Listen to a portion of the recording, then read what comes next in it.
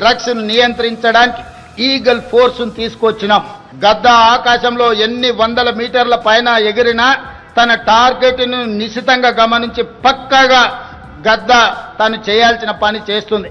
మొన్న జరిగిన ప్రపంచ దేశాలలో 138 దేశాలు ఈ గంజాయి డ్రగ్స్ నిర్మూలన మీద ఒక పోటీ జరిగింది. దాంట్లో Hyderabad police world police summit WPS 2025లో డ్రగ్ కంట్రోల్ కేటగిరీలో మన హైదరాబాద్ నార్కోటిక్ ఎన్ఫోర్స్మెంట్ వింగ్ ప్రథమ బహుమతి సాధించింది.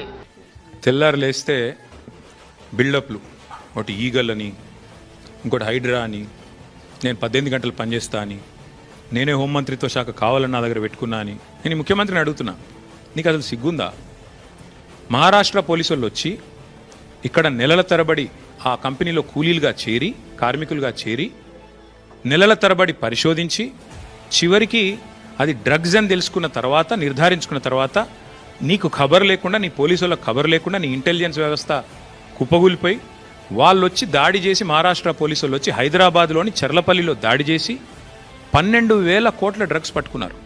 ఇది భారతదేశంలోనే రెండవ అతిపెద్ద డ్రగ్స్ ఇప్పటిదాకా దొరికింది. ఇదివరకు ఒకసారి గుజరాత్లో దొరికింది 21,000 కోట్లు, ఇప్పుడు రెండోసారి 12,000 కోట్లు. సిగ్గులేని విషయం ఏంటంటే, సిగ్గుపడాల్సిన విషయం ఏంటంటే, మన పోలీసులకు ఖబర్ కూడా లేదు. మహారాష్ట్ర పోలీసులు వచ్చి దాడి చేసేదాకా మన పోలీసులకు ఖబర్ కూడా